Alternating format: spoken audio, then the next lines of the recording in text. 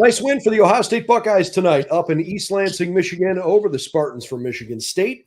Final score 38-7, a game that had a little bit of intrigue early on, right? It wasn't an easy first quarter. And frankly, Ohio State was able to come away with the win thanks to timely takeaways and a couple of catches from Jeremiah Smith that you'll never forget. Certainly a few other things mixed in the way along the way, and we'll recap it all for you. It's our instant analysis post-game show after an Ohio State victory here on Buckeye Breakdown. We've got the whole crew together as we cover Ohio State with our instant analysis from Ohio State. There's something that doesn't feel right. Unbelievable effort from him today. Is E.J. Liddell going to crack the first team All-Big Ten? I think he can be the guy. I'm not trying to start a quarterback controversy. He seems to have the durability. He certainly has the toughness. This is the question on a lot of people's minds here. Welcome to Buckeye Breakdown.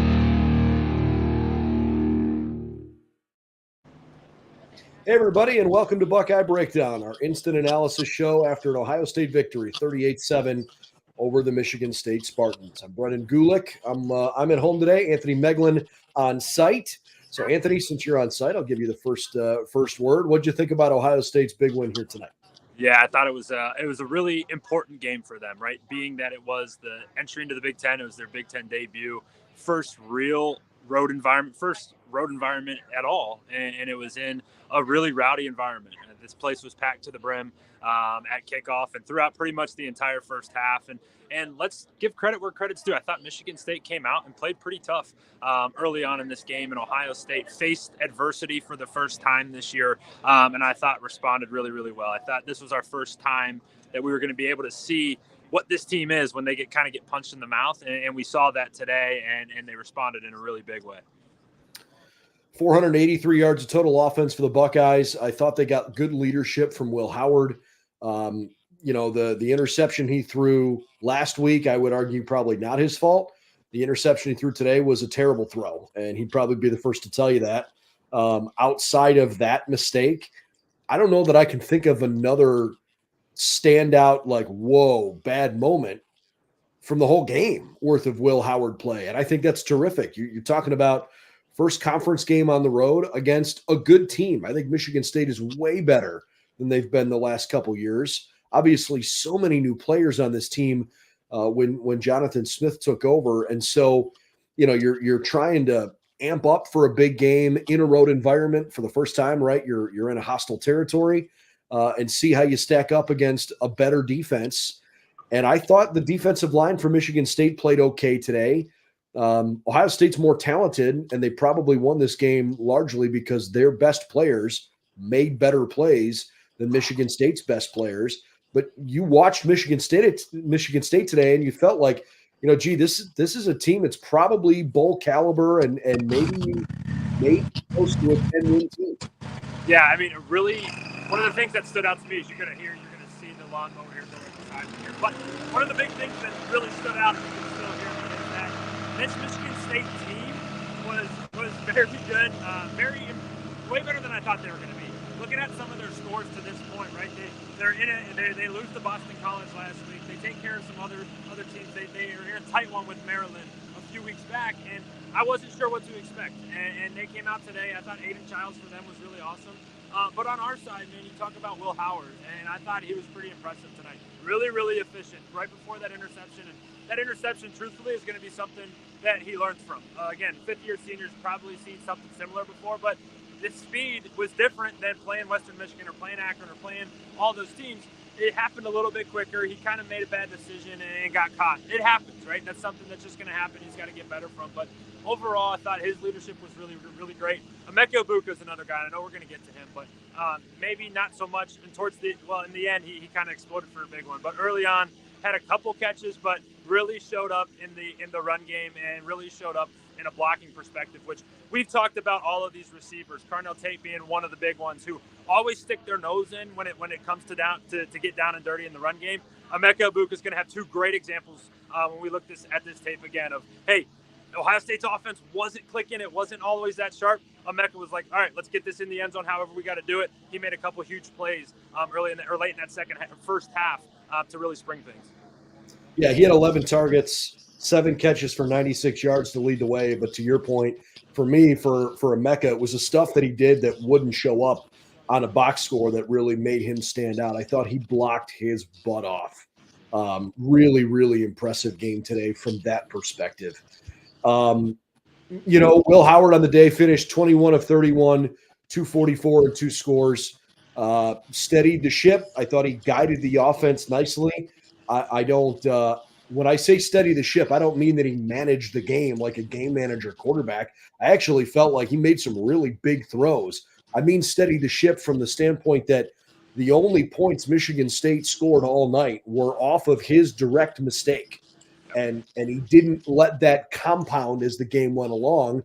It's the first time he's run into any real, legitimate adversity, right? And if Ohio State's going to win a national championship, they need a quarterback who can quickly flush it when things don't go well. And I thought it was great to see Will on the road tonight, have that first opportunity and do a nice job overcoming that. And he talked about it in the post-game presser. He's like, yeah, we came over to the sidelines, and everyone came up to him was like, hey, we're good. And he goes, dude, I'm not even a little bit concerned about this. He laughed about it, but he's like, yeah, it's already gone. It's in the past. We've already moved past it. And you can see it. He was really sharp. He even took that shot to the ribs. And then we'll get to this, but Devin Brown came in and did his job in a big way. But even after that, he takes a shot to the ribs. I personally thought he broke a couple of them. He said he just got the wind knocked out of me, potentially somewhere in the middle. But yeah, I just was really impressed by Will Howard. And he's a guy that you can win with him. This is going to be a guy that you saw it tonight. Faced some adversity, threw the pick, was in a road environment, got the job done. All right. When that lawnmower gets back closer to you, I'll mute you here from home, just so we can kind of keep the audio clean.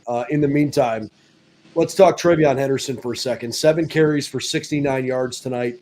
Did not score a touchdown, but went over 3,000 career rushing yards. Only the 12th Buckeye to ever hit 3,000 rushing yards in a career.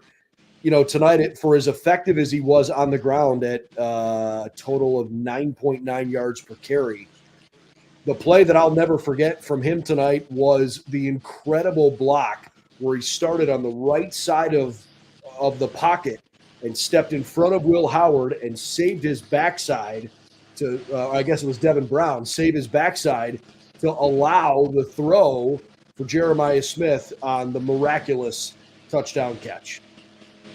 It's one of the best things that this entire team does. They are not just about their yards or their stats or their touchdowns. TreVeyon's one of the best running backs in the entire country. He's like, yeah, I'll split carries with Quinn John, and I'll stick my nose in there when it's called upon to do so. And when you do that, you play as a team, good things happen. And when good things happen, touchdowns happen. It was really impressive by him in a game where he set another record. Yeah, really impressive. He's literally standing in the background of where the grass is being cut. I love it. Final numbers tonight: Quinshon Judkins, 11 carries, 54 yards. James Peoples, 10 carries for 29 yards. How about that? So Ohio State's 3 primary running backs tonight carried the football almost 30 times, and none of them scored. And yet there were 2 rushing touchdowns in the game in general. Will Howard had a rushing score, and Jeremiah Smith, obviously, on his one rush of the night on a really, really nice play, converted on a 19-yard touchdown. I think I walk away from this game, Anthony, enjoying watching Chip Kelly have some fun. And I'm not talking about literally seeing him, but watching what he's playing with on the field, the different kinds of formations, the different ways he wants to get the ball in the hands of guys that he's like, I got to get 4 and 2 and 32 and 1 touches. Just get him the football. I loved the play design for the most part tonight.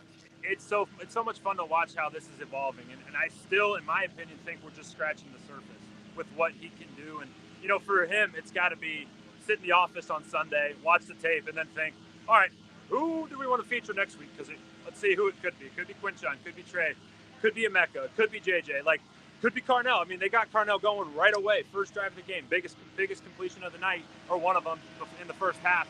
And it was like, whoever you want to get the ball to, let's figure out a fun and unique way to do it.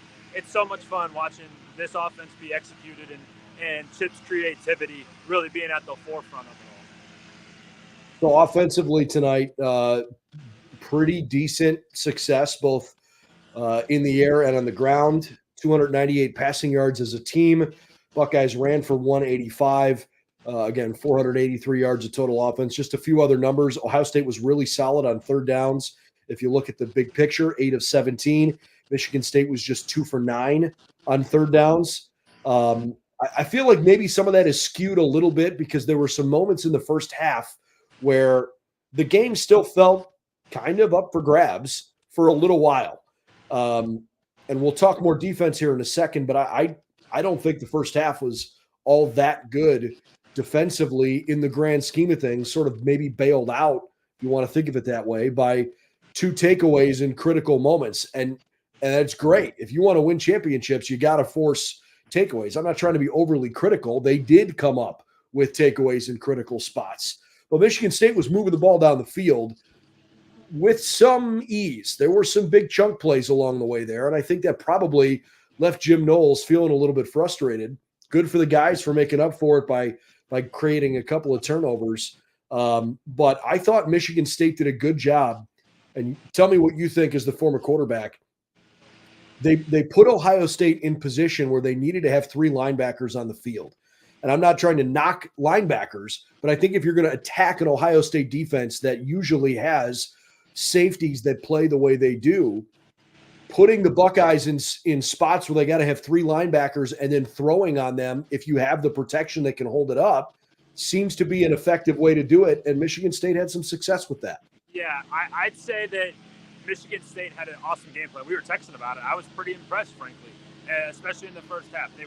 They had really good run schemes that were a little bit unique, but they also were throwing the ball, and it was not just, hey, these are just kind of like our standard routes and we're just going to get to it.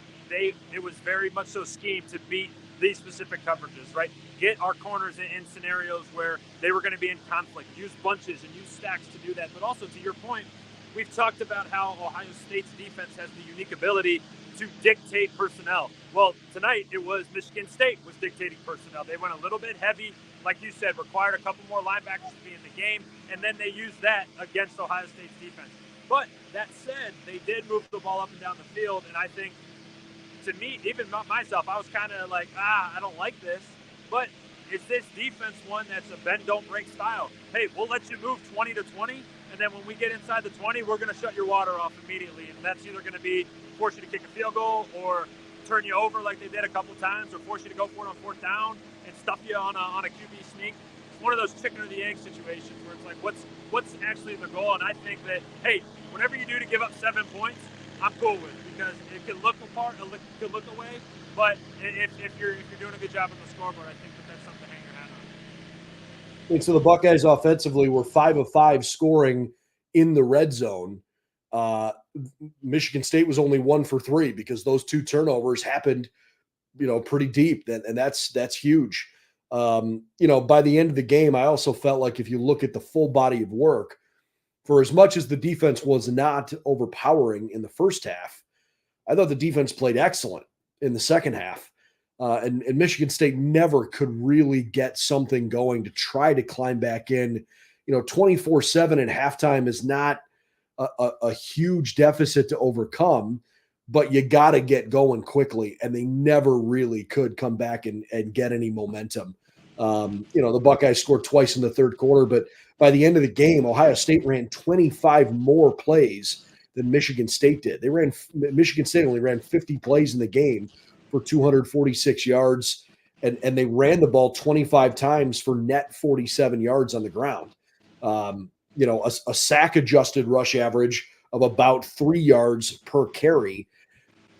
If you can't run the football, you put a lot of pressure on a young quarterback in Childs to go make some big plays. And he made a couple, but I think that was just asking a little bit too much of him. I expect Michigan State to seriously be a decent team this year in conference play. I really do think they're going to be pretty competitive, Megs, but not quite ready to take down Ohio State yet. Well, I'd also add, too, to your point, Brendan. I think you got it 95% of the way there. And the last thing I want to add is we saw Aiden Childs make a couple good passes early on and kind of build a couple drives. But when you can't run the football, you're asking him to not only do that, but do it for 4 quarters. And then Sure. we saw at the end of the game when JT Tuimoloau got home and the pocket was starting to collapse and the windows, because Ohio State's defense is like, you're not going to run it. we can just pin our ears back and get after the quarterback. And as that stuff compounds, it's like, yeah, early on in the game, a couple drives here, a couple nice throws, deep balls, whatever it is, it looks pretty good and they're moving it. But hey, I'm going to ask you to do that for 60 minutes again and again and again and again. And you see that, would you see the result of that in the second half where, hey, you can't do that against this Ohio State defense. They're too talented up front, and they're especially too talented in the back end. But to your point, this Michigan State team is, and Coach Day said this in his presser too, this team's on the trajectory going up. Like, they got something good going. It's not there quite yet, but it's going to be there. And it's going to be a competitive team, especially towards the end of this season. Just a couple of notes here. So Ohio State, obviously, they haven't lost to Michigan State in quite a while, and that continues now. It's basically been a decade. The Buckeyes are 38-15 all time in this series. They're 20-5 all time in East Lansing. Coach Day remains undefeated against unranked teams as the head coach at Ohio State. It was also his 60th career win and 40th Big Ten win. He's now 60-8 as the head coach. 40-3 in conference with only the 3 losses to Michigan. He's never lost to another program outside of the team up north. It was his 20th Big Ten road win while only having 2 losses in that stretch. And it's also the 57th time in the 68 games where Ohio State's had at least 400 yards of offense, and 37th time with 500 yards of offense. So, all in all, the Buckeyes kind of check the boxes that you sort of expect that they would check along the way. And, the offense looked good, passed the test against a reasonable defense. Time to look at the other side of the football. A couple of takeaways and key points, really important, and certainly helped define this game. I thought Caleb Downs, Ohio State fans heard what they were getting because this kid's the national freshman of the year, played so well at Alabama. But to casual Ohio State fans, you're just learning about this kid. Maybe you didn't watch Alabama last year. Maybe you don't know much about him.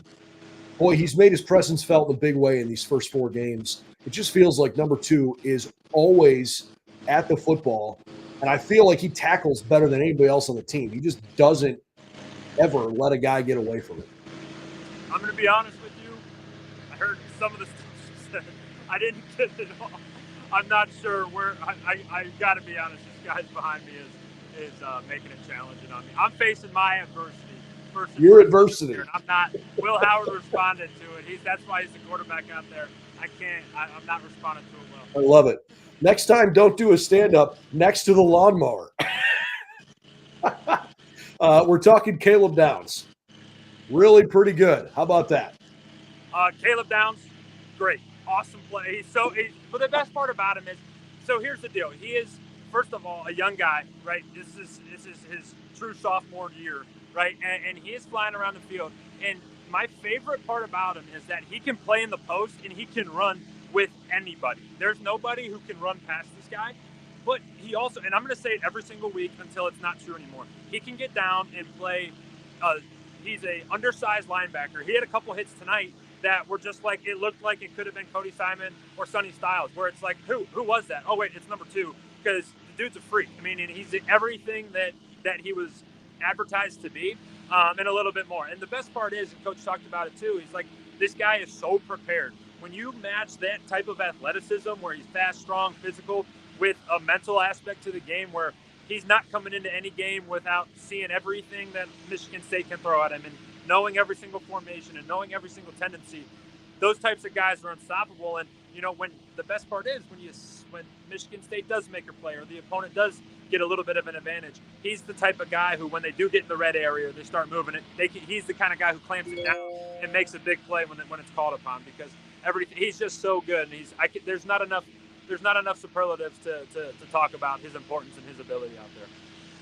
All right, let's wrap our conversation around Jeremiah Smith, because I don't think we've done him justice tonight. The kid's going to get a lot of praise all year long. He's going to be featured on every broadcast. He's going to be the star of the show offensively. Nobody around the country is going to neglect who this guy is because they have never heard of him, right? I mean, it doesn't matter that he's 18 basically turns 19, I think, like the day before the Michigan game. You see the ceiling, you hear about it. He just continues to do all of the things you need to do if you want to be a really, really good player. And I think Ryan Day even touched on that postgame. He's like, listen, he's got athletic ability, but he understands what to do from Sunday to Friday to get himself ready to go play the way he plays on Saturday. And for him to go up and high point a ball between two defenders, double coverage, one-handed catch, pull it down, was nuts. And then the touchdown catch was even crazier. It was Devin Brown. That touchdown catch is going to stick in my brain for forever because he was just – I'm sure if you asked him to put true syrup in him, it's like, I'm throwing this thing away. He got pressure off the edge. You talked about it. Travion picked it up. He was subbed in for one play. Will just broke his ribs. And he's like, I just don't mess it up. Just like, don't mess this thing up. I'm going to throw this somewhere in the vicinity of number 4. And that paw just got up in the air and snagged that thing. It was so cool. So I had 2 takeaways from that right there. First of all, I was sitting where I was at, was behind 5 NFL scouts. And when he made that catch, all of them just got up and walked away because they were in disbelief. Then came back, and one of them goes, this dude would be a first-round pick or a first top 5 pick this year. He goes, he's going to be a Hall of Famer, too, because he's just got everything that you ever wanted. And then the second one was, I thought it was really cool listening to Emeka Egbuka talk about him, and you can catch that part of the post game on our page here. But Emeka was like, yeah, he could come in. He doesn't have to listen to me or to Carnell or to Brandon or to Jaden, anybody. But he does. He takes it all in because he knows, hey, he's got a special ability. He knows it, and he's taken everything in he can to just become the best that he can be. And it was cool to hear Emeka talk about it, one of his peers being like, yeah, this dude right next to me has the chance to be everything, and he's putting all the necessary work in. And I thought that part was really cool too. Really, really cool. All in all, a good night. Not a perfect night, but a really good start for the Buckeyes against a solid Michigan State team. I don't know, maybe Desmond Howard feels like Ohio State's played somebody now. We'll see. Certainly looked like Michigan didn't play very well today and got bailed out on a terrible call on an offside and an onside kick, but we'll talk about that another time. In the meantime, we got the Iowa Hawkeyes coming to Columbus next week. I know Iowa's not great, but they look a heck of a lot more competent offensively this year than they did a year ago. They still have a good defense. It feels like another good Big Ten test coming up. But for me, Anthony, let's wrap on this. I liked that Ohio State had to go play a tough road game here before you go to Oregon in a couple of weeks, where you know there's going to be so much, time and attention and spotlight on a game against what is supposed to be a really good team. And by the way, it's a long trip, and you got to cross 3 time zones, and it's hard to travel. And I think too, we watched it tonight. Not in our game, but in the Bama-Georgia game. Like what Ohio State learned tonight, even is that, hey, let's play 60 minutes. 60 minutes on the road is always hard. Whether this stadium behind me was packed to the brim, or when the second half came out and all the students had gone out and we're like, hey, we're done with this. But hey, this is you got to play 60 minutes because these games are long. No matter what happens, if you're playing good in the first half or not, if you're playing great in the first half or not, whatever it is, it don't matter what happens in the first quarter, second quarter, third quarter. Take that thing all the way through the finish line. It's especially hard to do it on the road. And like you said, you get this experience under your belt, feel good, go back home, play, take care of business against Iowa, and then don't overlook them for sure, and then get ready for a marquee matchup out in Eugene. Hope you enjoyed the game on site. Hope everybody enjoyed the game at home on Peacock. I'm sure most people are looking forward to subscription-free broadcasts for the Buckeyes the rest of the way here in 2024, or at least we anticipate. I guess we'll wait and see for sure. In the meantime, we got a ton more coverage planned for you over on si.com/college/Ohio State. So hope you check us out there. Of course, we're Ohio State Buckeyes on SI. And for lots of video coverage coming up, reflecting on this game this week and looking ahead to the Iowa Hawkeyes this coming week, check out our YouTube channel as well. For Anthony Moeglin, I'm Brendan Gulick. Thanks for hanging out. Ohio State moves to 4-0, 38-7 over Michigan State. See you soon.